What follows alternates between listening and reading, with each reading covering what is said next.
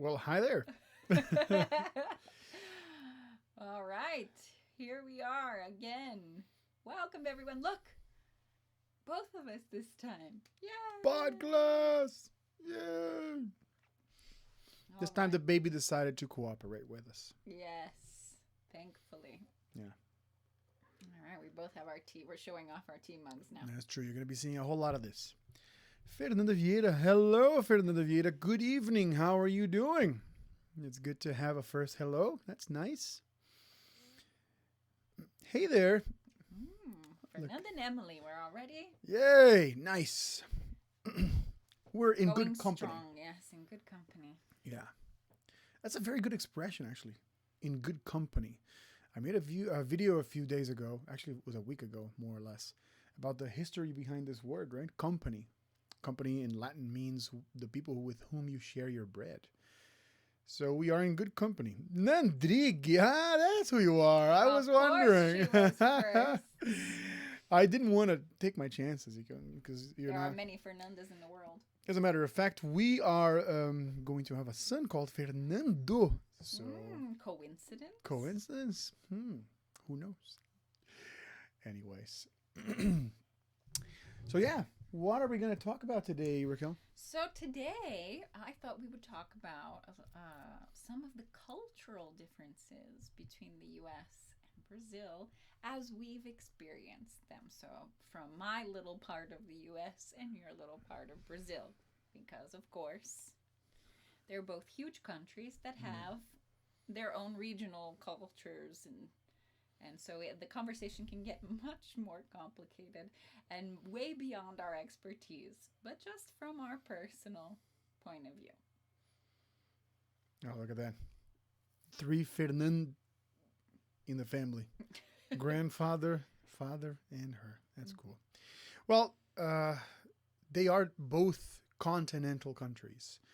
And in my many travels around the world, no, I'm just joking.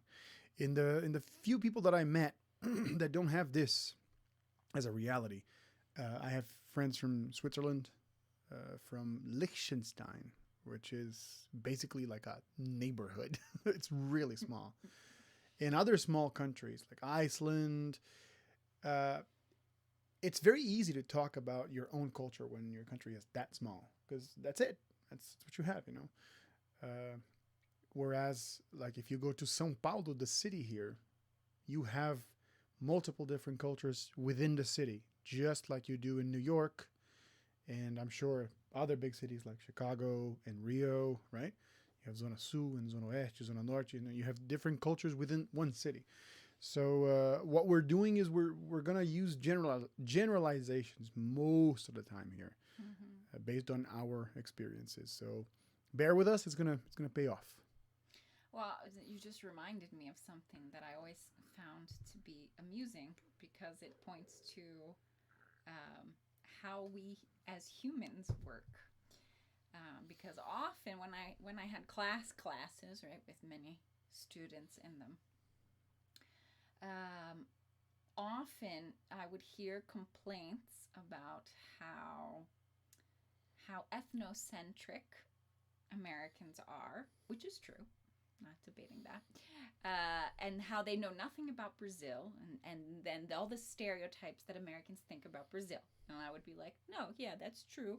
They have limited, exposure, a lot of people, and those are the things that they hear about, so that's what they assume. You're right. Yeah. But then, sometimes in the same class, sometimes in another class, it would be really interesting because they would come to me looking for the same generalizations about the United States. And I would look at them and go, you realize you're doing the same exact thing that you complain about, right? And I always feel like I have to do a disclaimer about anything, about words and language, about how things work, because I'm always like, okay, listen, I'm from one region, okay? I know nothing about this particular topic and how it works in the other 50 regions of the US. So it can be different in other places. I can only tell you how it works and how it is where I'm from, but that doesn't mean that the whole US is like this. Yeah. No, it's a very interesting phenomenon. Everywhere you travel to in the world, you will for sure see a Brazilian person wearing a national soccer team or jersey, right? And at the same time, they are always complaining like Brazil's not only soccer, but still, like, there's a lot of us that upkeep this idea that no, Brazil's the soccer country. But I was going to say something else. What was I going to say? I think I lost my train of thought. Sorry, I lost my train of thought. Oh, that's a good one. You should highlight that. Yeah, I shouldn't I? What is a train of thought, Raquel? Well, let's think of a train. What is a train? Okay, great. Not what I was going Something for the visual learners here, shall we? For the visual, no, that was more auditory. Hey, come on. Nice prop here, but whatever. Okay. So a train is a bunch of cars that are connected together, which actually is very indicative of language in general. But okay, so that's the idea. A train of thought is, you're right, the multiple thoughts that you have that are all connected to form one bigger idea. So if you follow my train of thought, right, from one thought to the next to create a concept. Yeah. This is complicated to explain. Yeesh. That's why I push it onto you. I remembered what I was going to say. A few years back when I was teaching at a school here in my hometown, I had a friend from the U.S. that shared with me a very funny experience that he had while he was traveling around Brazil. Every time that people found out he was American, and this was a constant, everywhere he went, someone would definitely ask the question, "Oh, you're American, so do you know da-da-da?" Mm-hmm. Which was a person from the U.S. that lived in the same city. As if, whatever, as if they, once a month, all the Americans in that city get together and they all know one another. Yeah. I don't know. I guess we instinctively, we just group things together and we assume that, no, you're American, so you must know the other American. Yeah. We look for likeness, yeah? Yeah. Okay, but so let's go on to our generalities. Let's be general. Why not? Let's do it. No, it's fun.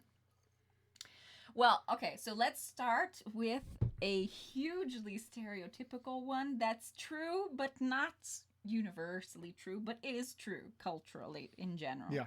Punctuality. Sad but true. No, it's just a different concept, right, of what that means. So you start. Of course. Well, I am not a part of that rule. I am the person that is always early, right?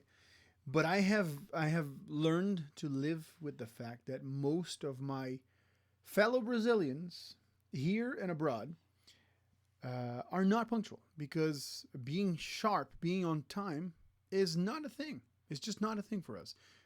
I would say perhaps that in some smaller areas of the country, this is not true. But in general, in general terms, it is. Where I live, where everybody else lives, there are places that this is more, I want to say, noticeable. I have a friend, I have an Italian friend whose dream is to move to Bahia, because he lived, he bartends around the world, and he lived most of his life in Europe, where, most cultures over there are kind of very organized and sharp and on time. He is Mediterranean. He calls himself a Mediterranean because he tells me that Greeks and Italians and Spanish people, they're more laid back about this whole Southern Spain, because oh yeah, of course. Anyway, and he said that he fell in love with Bahia for that reason. He would have if he had 4 or 5 hours to sit down and talk to people, he would go to a bar and he would order stuff and forget that he had ordered, because things would take 40, 50 minutes to get to the table. Beers would take 20 minutes. The first few times he was shocked, but then he learned that everybody else was experiencing the same thing, because it's okay, it's going to come. Just, we're going to take our time here. Relax. Yeah, relax. So he got in that Mm-hmm. mind frame, mind space Mm-hmm. where no, being sharp, being on time is not a thing. Just chill. Mm-hmm. You're gonna get what you want. Just not, you know. So Yeah. anyway, yeah, but it's definitely true. So just so we're clear here, we're talking about time and the times like people arrive. Yeah. So punctuality is the idea of how on time people are. If you are punctual, it means that you always come on time. So if you say 7 o'clock, you're there at 7 o'clock. Sharp, right? Is again, it's to emphasize that it's right on the minute. Oh, be there at 7 sharp, right? So we're talking about being late or early or on time, right? So that's what punctuality means. Yeah. Um, yeah, and in the states, it depends. Again, I feel like I say that a lot because, for example, California is kind of its own thing, and the culture there is a little more relaxed.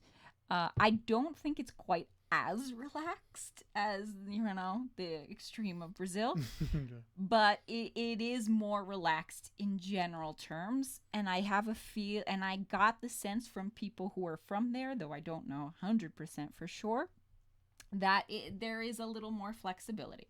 But I come from New York. So if you want to talk about another extreme, we're the other extreme. New York, it's like you get there. For social events, it's a little more flexible, obviously, but it's like, But it's not ridiculous. no, it's not like don't get there an hour late. Unless it's like a party where there's no real set time. It's like, oh, we're going to get there around this time, but we're going to go all night. Then it's like you go there whenever you want. But if it's an event that says, okay, we're going to start at this time, your window is about like 15 minutes. 20 minutes would be like normal, right? And acceptable. Otherwise, you kind of have to send a message saying, look, such and such a thing happened and I'm going to be late. Yeah. That's the polite thing to do. So it's, yeah, you can't just show up an hour late and expect everyone to be like, it's normal. They're going to be like, what happened to you? Well, here's a practical example that just came to me. When I was a child, McDonald's opened its first restaurant here, right? And it was inside a shopping mall. And I remember going there, and it was super special. Like, wow, a restaurant from America opening here, hamburgers, whatever. And we did have hamburgers. I don't remember exactly if they were a huge deal. I remember eating them and liking them. But McDonald's in Brazil then behaved in a funky way, if I think about it. Like in hindsight, now looking back, it was not a fast food joint. Mm-hmm. It was a restaurant. You went up to the counter, you ordered what you wanted, you got a number, like, Mm-hmm. whatever, and you sat down and you waited 10, 15, 20 minutes to be served. So I don't know if they intentionally adapted to our culture, but it was not like, yo, let's bang these burgers out because these guys, are coming. No, it was not. Probably. Because it's pretty much corporate law in the States. McDonald's have timers and they keep an average time of how long it takes for you to put orders together. And there is a goal, and you have to meet that goal in order to be seen well. And it's like 5 minutes. Like that's the goal. Like your average has to be 5 minutes or less. Otherwise, corporate is going to look down upon you. Okay. Fernanda, é o famoso acho que dá tempo. Exactly. Exactly that. Oh my God. And again, it's a generalization because there are plenty of Americans who just are not punctual people. My friend Emily has always been one of them. Nothing to do with the Emily that is here. Right. Just a coincidence. And it would drive everybody else crazy. And I finally just made peace with it. And usually if I was setting up a time to meet with Emily, I would always tell her about 40 minutes to an hour earlier than I was going to get there. Because I knew she would be late. And it usually worked. And I still usually was the first one there. Yeah. But she was weird. So she's an extreme. But like, just to say that, like, that doesn't mean all Americans are punctual. They're not. I mean, people are people. Again, we're making generalizations. So, you know. That's true. People are people. And I guess I am one of those people who, this is not a pet peeve, because if it were, I would have lost my mind by now. Pet peeve. Pet peeve. What's a pet peeve? A pet peeve is a small thing that gets under your skin, that it irritates you, it annoys you, it makes you go like, oh, not again. This is not a, this is almost a pet peeve of mine. But if it were, again, I would lose my patience too often. So I have learned, this is true, to lie very well to people in order to make them comfortable with whatever it is they're doing. And it happened today. I had to meet this guy. He was going to buy something from me, right? And he said, no, dude, look, I have 2 kids and I have a lot to do, so I'm going to arrive there at this time. I said, great. There goes Daniel. 15 minutes before, I was in the car by the gate, because this is what I do. Yes. And sure enough, the time comes and I say, oh, so are you coming? Are you on your way? I say, oh, I'm a little bit late. I'm going to be 20 minutes late. I say, no problem. I'm gonna leave the house now. First lie. So I drive to the pharmacy to pick up some stuff that we needed. And then I take my sweet time, you know, in order to make the 20 minutes. And then I message the guy again. Okay, are you coming? Or are you almost there? 20 minutes later. Oh, my kids made me late, so meet me there in 5. And at this point, I said, oh, no problem. Okay, I still have to do some stuff. I didn't. I walk out of the pharmacy thinking this guy's 5 minutes is going to turn into 15 for sure. So I go into the supermarket right next to the pharmacy, pick up some stuff that I did not need, go back to the car, and then I drive to the guy's gate. 15 minutes later, he said 5, and he had not yet arrived. So, and I was just, I was playing by the rules. Yeah. That are put. I don't want to do this. I hate it. I want to be early. But it is much more common here. It is. Yeah. And there's another thing that's not really about punctuality, but for some reason I always associate the two. And that is the invitation thing. In Brazil, it's very common for people to offer invitations without really meaning it. Like, and in the US, like, we would kind of expect a follow-up. Like, we would be like, okay, great. So you're going to contact me and tell me the day and the time, right? Like, it's hard to explain, but there is a little bit of this. It's not like, but there's a little bit of this of like, oh, you need to come to my house and hang out and da-da-da. And I'm like, oh, this person actually wants me to come to their house. Okay. And so let's set something up. And sometimes this has happened to me at least once. Like, they say, okay, let's do it on Thursday. In my head as an American, okay, we said Thursday. It's Thursday. Like, unless somebody, like, something happens and somebody says, oh, I can't do it on Thursday anymore. Okay, we're meeting on Thursday because we said it's Thursday. Both said yes. So that's it. Yeah. And that happened to me one time. And then the day of, I was like, okay, just confirming what time, what are we doing? Oh, no, today I can't. And I was like, eesh. I misunderstood something. Evidently, I was supposed to follow up like sooner. I don't know. No, it's true. It's true. We don't really mean a lot of what we say. And unfortunately, the nice things and the bad things too, but mostly the nice things and the invitations.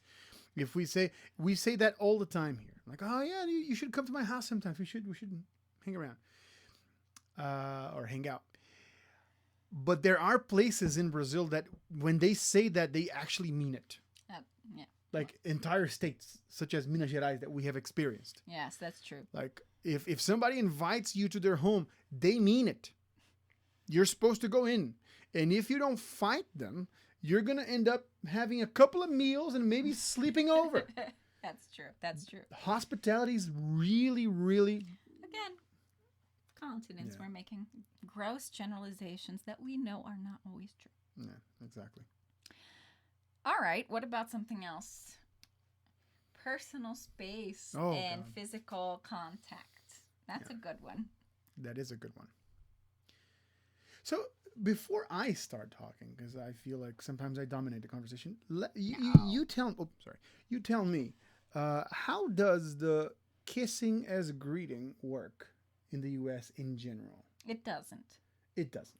We don't. In general terms, it does not. It It's does not a not. thing. The only time where might be common, and this really goes by relationship to relationship, is between female friends.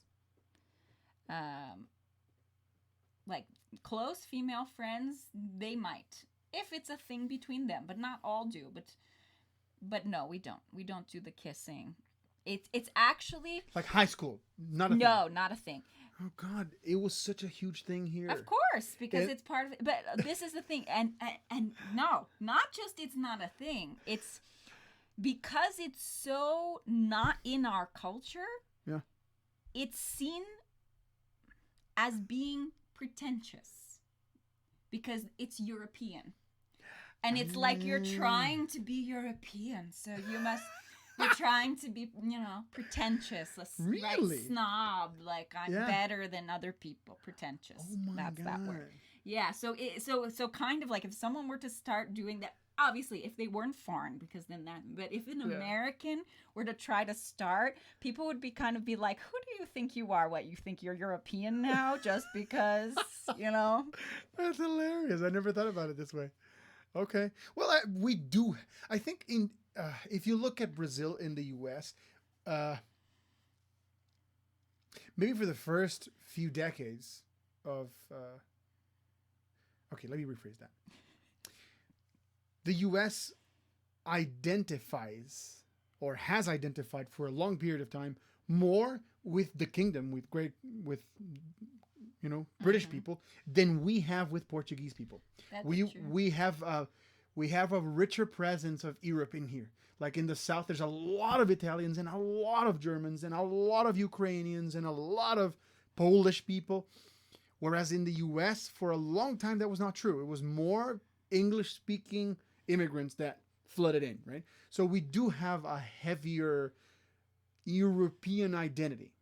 Mm-hmm.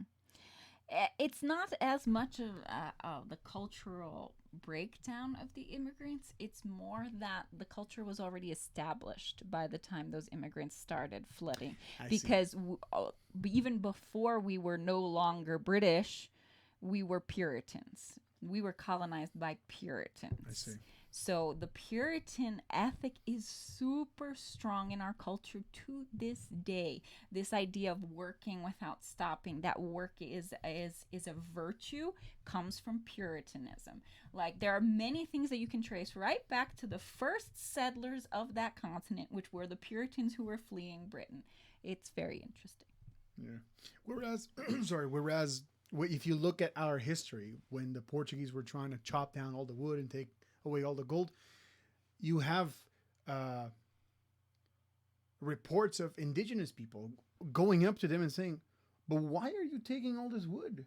Like, you need only one log to make a canoe, Wow. and then a few to make a house, and that's it. Yeah. Like, what are you going to do with everything else?" So the concept of getting rich, or the concept of accumulation, was not a thing. So you go to certain states of the Midwest of Brazil, or Northeast or North, or even here in the South, where we have a heavier, like in our state, right, in Paraná, a heavier presence of Native Americans. Their culture is looked down upon because Europeans were all about working very hard, buying a house, having stuff, building riches. Whereas the indigenous people were not. They didn't really care. They just wanted to have a good life with. Well, let's be honest. This entire hemisphere did horribly with indigenous peoples. True. So that's a whole other conversation. That's true. Sorry. So personal space and physical contact. So yeah, kissing as a greeting, not really a thing in the U.S. Hugging. Hugging, yeah, if you're friends. More like patting than hugging. No. Hugging too? I mean, it depends on the people that are involved. And again, I can't tell you all the different regions. If there are regions that are a little more standoffish, I can't tell you. But I can tell you that where I'm from, friends hugging, it's completely normal greeting. Okay. If you're friends, that's perfectly fine. Even if it's a guy with a guy, if you're friends and you want to hug, people aren't really gonna bat an eye. They're gonna be like, okay, that's what they do. They're friends. It's okay. Now with strangers, that's a little. It depends on the situation, and because you don't want to invade personal space, which is a big deal in American culture and not such a big deal here, right? No. I mean, maybe the city where I was born in, Curitiba, has a little bit fame for being distant and cold and not enjoying physical proximity. But my mom is from a place that loves that. Everybody touches everybody else. We hug, we kiss. In greeting, we play with people. Like, my mom talks like this, so she's talking and she will do this to you constantly. I don't even notice anymore because, I grew up with it, but it's... Yeah, but to be fair, like, touching on the arm or shoulder is not taboo in the States, even if it's a stranger. That's okay. Okay. What we mean by personal space is, like, imagine that there's, let's see, how big is mine? I would say, like, shoot, I don't have a metric system. About like this much. What do you think that is? Like a 30? 30 centimeters. Yeah, about 30 centimeters. Oops, sorry. I always do that. About 30 centimeters around, yeah? And this is like my zone. So if I have no idea who you are and you just come into that zone, it feels like you're invading. And it feels almost not threatening, but like uncomfortable. Yeah. Mm-hmm. Okay? I need to invite you into that space. Yeah. So like the hand thing, hands aren't really as invasive. Like if you're in a good conversation and someone touches you on the arm, then usually it's okay. Yeah. It can be seen as flirty depending on the situation too, Yeah. right? But anyway, it's not like, oh my God, how dare he, or how dare she. But if you like sit really close to me and you get into my space, but we're not friends, like I just met you and I didn't really open that up to you, yeah, that's where it's going to be like, I'm going to try and get my space back. Yeah, for sure. Okay. Yeah, no, so let's talk about this stereotypical situation. Okay. An American in Rio asking for directions. So you're the American, I'm the Carioca, right? Okay. You're going to ask for a piece of information. Oh, where is this museum? I am immediately, and I've seen it happen, and it was done to me too. No problem, because I am Brazilian, right? Oh, so you're going to want to go this way, blah, blah, blah, blah, like that. Yeah. Which again, nobody, because they know they're in a different culture, nobody's gonna be offended, but you're probably they're gonna stiffen up. Well, feel them stiffen up like, I don't know what to do.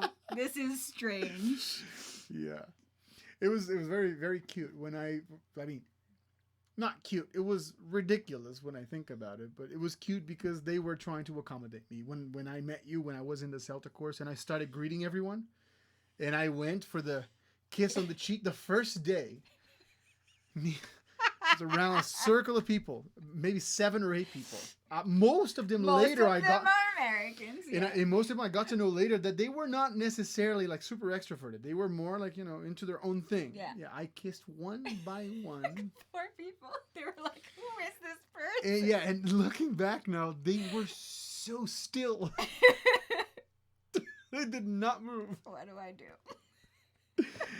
Yeah, no, but there's a thing too. I don't know if it comes from a mixture of Portugal, Spain, Italy, but the whole Latino idea. Sure. We have that here. Like I see it in TV shows and movies when where Mexicans get together and it gets loud and people get physical in a good sense. I'm from New York. We are that. I mean, we are a Portuguese island, so we don't interact with them necessarily, but we are like that. No, I know. And I lived in the, near Latin people, and, because didn't have a lot of money, so where else am I going to live in New York, right? But I liked it. There was, I wasn't one of them, right? Because my history is complicated and, and different, quite different. But there was something familiar and nice about being in that culture. And I think that, again, I don't think it's this personal space issue is not something that people get offended by. I think a lot of people are cognizant, which means aware, cognizant, to be aware. Mm-hmm. They're aware of that these differences exist and they're a little obvious, so they even though they don't know how to deal with it necessarily, they appreciate that it's something good and it's not something the person's just being friendly in their way. So even though I feel uncomfortable, I know that, okay, well, this person, that's just their way and it's nice and it's cute, it's just weird for me because our cultures are different.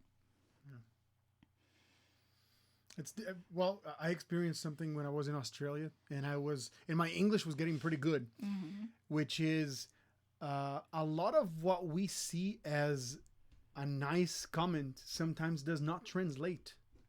Yeah. Well, like what? I remember I was talking to this girl, and she told me that she had gone on vacation to Thailand. And I said something that we would say in Portuguese, which is, que chique, right? Wow, that's fancy. But when I said that, wow, that's fancy, she looked at me like, what do you mean that's fancy? And I was like,